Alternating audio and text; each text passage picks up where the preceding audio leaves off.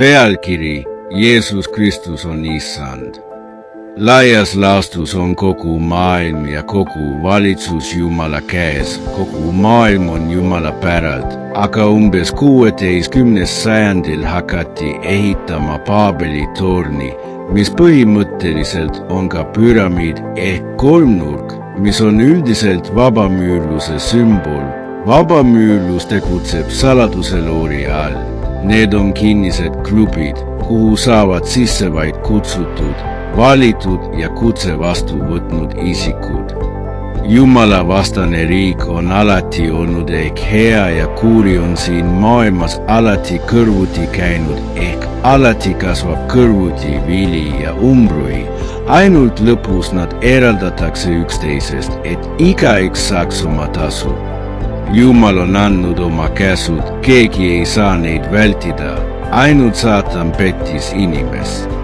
See püramiid, see Paabeli torn ei ole põhimõtteliselt Jumala valitsus, vaid see loodi, et luua üks ühine maailmasüsteem, mis täna ongi põhimõtteliselt valmis ja kui kaua ta juba on valmis olnud, seda täpselt ei tea. Kuid kuna tuli välja saladus, et kõik riigid on täna registreeritud Inglismaa ja Ameerika alla, siis põhimõtteliselt võib öelda, et see püramiid on valmis, väiksem allub suuremale. Kuhu selles pildis peaks paigutuma Jumal? Jumal siiski on kogu maailma valitseja ja juba aegade algusest olid ühed kuningad head ja teised pahad, aga nad olid kuningad. Püramiidsüsteem on põhimõtteliselt paha oma alluvuse poolest, sest ta on saatana valitsuse all seal üleval tipus ja ka väiksemate juhtide juures.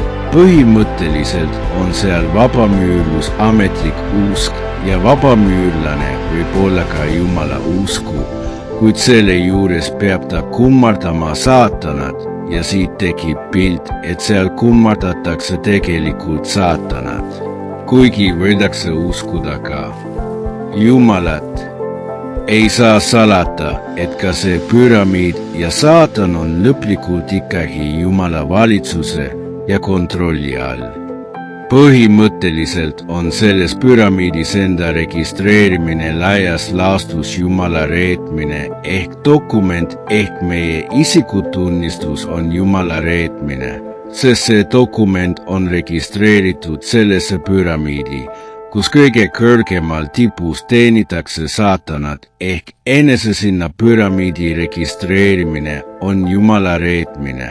Seal tipus toimub ka väga hirmsaid asju ja toimub tõeline satanism. Kuidas siis olla?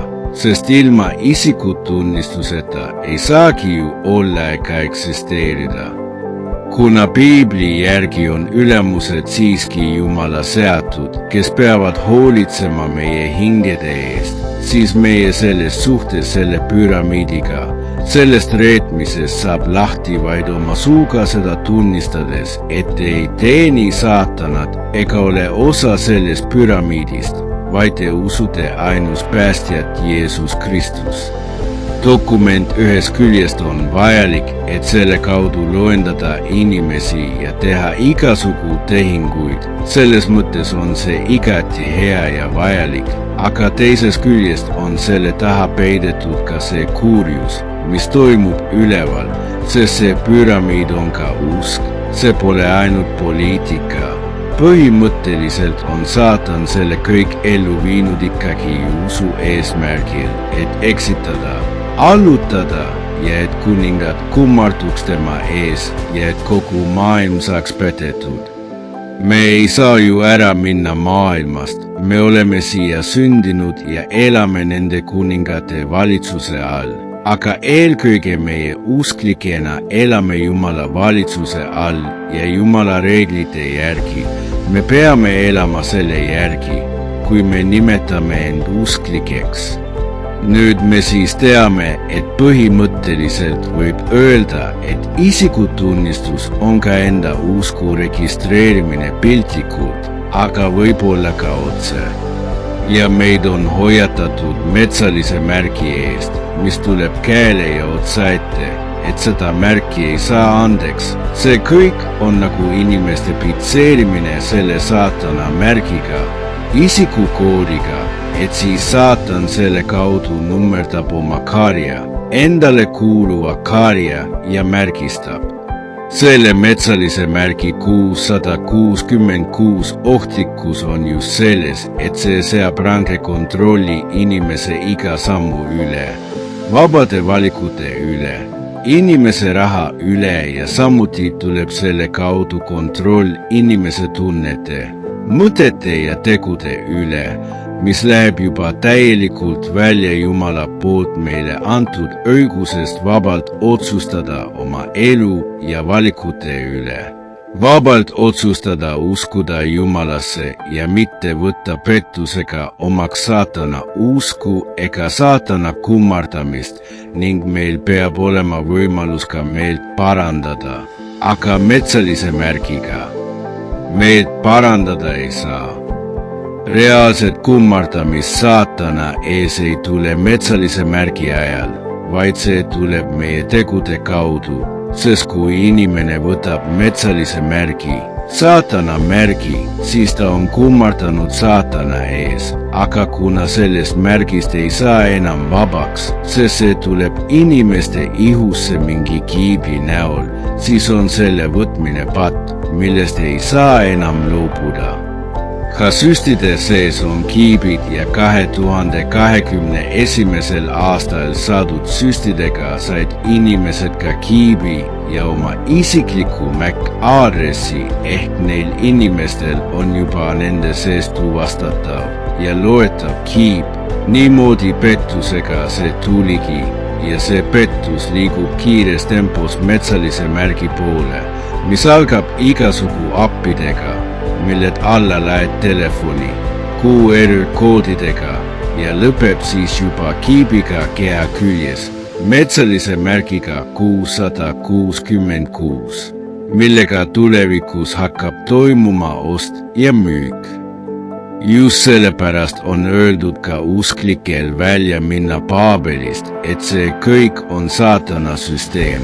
Kirikud on selles süsteemis, selles Paabeli tornis ja Rooma papa kummardab otseselt saatanat ja kõik kirikud ja kirikute ühendused on registreeritud Rooma papa alla ametlikult. Seega toimub selle kaudu otseselt saatana teenimine ja Jumal ütleb ilmutuse 18 peatükis väljuda sellest Paabelist, et mitte saada tema pattude osaliseks. Ilmutuse 14 peatükk salmid 9-11 ja veel kolmas ingel järgnes neile ning ütles suure häälega, kui keegi kummardab metsalist ja tema kuju ja võtab tema märgi oma otsaisisele või oma käe peale, siis see saab ka juua Jumala kange viha viinast, mis segamata on valatud tema vihakarikasse ja teda peab vaevatama tuules ja väävlis pühade inglite ees ja talle ees. Ja nende valusuits tõuseb üles ajastuteni ja ei ole rahupäevad ega ööd neil, kes kummardavad metsalist ja tema kuju ega neil, kes vastu võtavad tema nime märgi. Vatican City, linnriik. Niisiis on Vatikan see suur hoor piiblis, kes ratsutab metsalise seljas, kellel on 7 pead ja 1 sarve. Et suur hoor ratsutab metsalise seljas, see tähendab seda, et tema on üle nende kuningate, kelle valitsus see metsaline on. Ilmutuse 12 peatükk, salmid 3 ja 4. Ja teine imetäht ilmus taevas ja vaata, suur tulipunane lohe, 7 peaga ja 10 sarvega ja ta peade peal 7 ehisidet. Tema saba pühkis ära 3. osa taevatähti ja viskas need maa peale. Ja lohe seisis naise ees, kes oli sünnitamas, et niipea kui ta on sünnitanud, neelata laps. Ilmutuse 13 peatükk, salmid 1-10. Ja ma nägin metsalist tõusvat merest. Sel oli 7 pead ja 10 sarve ja tema sarvede peal 10 ehisidet ja tema peade peal Jumala pilgenimesid. Ja metsaline, keda ma nägin, oli pantri sarnane ja tema jalad olid nagu karu jalad ja tema suu nagu lõukoera suu ja lohe andis temale oma väe ja oma aujärje ja suure võimu. Ja ma nägin ühe tema peadest olevat nagu surmavalt haavatud ja tema surmahaav paranes. Ja kogu ilmamaa imetles jälgides metsalist ja nad kummardasid lohet, et ta metsalisele oli andnud selle võimu ja kummardasid metsalist ning ütlesid, kes on metsalise sarnane ja kes suudab sõdida tema vastu. Ja temale anti suu rääkida suurustamise ja jumalapilge sõnu ja temale anti meelevald tegutseda 42 kuud. Ja ta avas oma suu pilkamiseks Jumala vastu, et pilgata tema nime ja tema telgi, neid, kes taevas elavad, ja temale anti võimus pidada sõda pühadega ja nad ära võita ja temale anti meelevald iga suguharu ja rahva ja keele ja rahvahõimu üle. Ja teda hakkavad kummardama kõik, kes maa peal elavad, kelle nimed maailma algusest ei ole kirjutatud tapetud talle eluraamatusse. Kui kellelgi on kõrv, siis ta kuulgu. Kui keegi viib vangi, siis ta ise satub vangi, kui keegi tapab mõrgaga, siis tapetakse teda ennast mõrgaga. Siin on pühade kannatlikkus ja usk. Juba 1600. aastal juhtis ja omas võimu kogu maailma üle katoliiklik preesterkond ehk Vatikan. Vatikanile alluvad kõik maailmapangad. Nende käes on kõik supertehnoloogiad, kõik vastumürgid ja võimalused varjuda suurte looduskatastroofide ajal. Kashtšei, et selle kadudes lakkaks verevalamine. Täna on Vatikan riik riigis, ta on puutumatu, ei allu ühelegi jurisdiktsioonile ega üldse mitte kellelegi, seal elavad 100% mehed, naisi ei ole.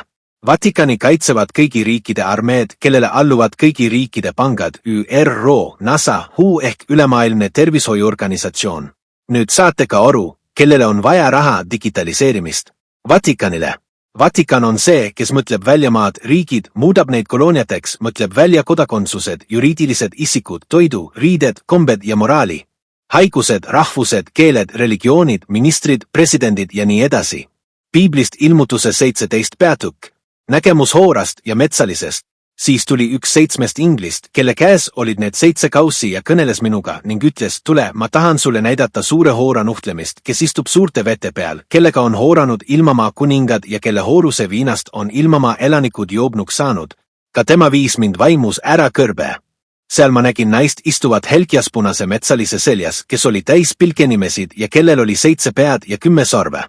Ja naine oli riietatud purpuriga ja helkiaspunase riidega ning ehitud kulla ja kalliskivide ja pärlitega ja temal oli käes kuldkarikas täis jälkusi ja oma hooruse saasta.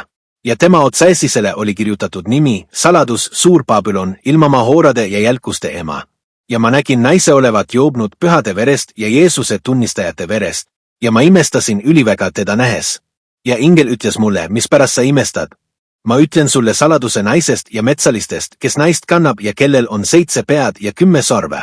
Metsaline, keda sa nägid, on olnud ja teda ei ole enam, aga ta tuleb sügavusest üles ja läheb hukatusse ja ilmamaa elanikud, kelle nimed ei ole kirjutatud eluraamatusse maailma asutamisest alates, imestavad metsalist nähes, sest ta oli ja teda ei ole, aga ta tuleb jälle.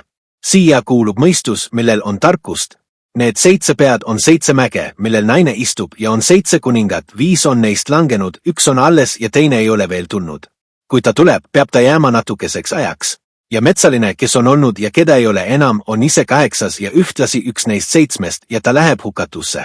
Ja need 10 sarve, mis sa nägid, on 10 kuningat, kes ei ole veel saanud valitsust, aga nad saavad võimu kui kuningad 9 tunniks ühes metsalisega. Neil on üks ja sama nõu ja nad annavad metsalise kätte oma väe ja võimu. Nemad hakkavad sõdima tallega ja tal võidab nad ära, sest tema on isandate isand ja kuningate kuningas ja ühes temaga võidavad need, kes on kutsutud ja valitud ja ustavad. Ja ta ütles mulle, veed, mis sa nägid seal, kus hoor istub, on rahvad ja rahvahulgad ja rahvahõimud ja keeled. Ja need 10 sarve, mis sa nägid ja metsaline, need vihkavad hoora ja teevad tema puupaljaks ja alasti ja söövad tema liha ja põletavad ta äratulega. Sest Jumal on neile andnud südamesse teha tema nõu järgi ja heita ühte nõusse ning anda oma kuninglik valitsus metsalise kätte, kuni täituvad Jumala sõnad. Ja naine, keda sa nägid, on suur linn, kelle käes on valitsus ilmamaa kuningate üle.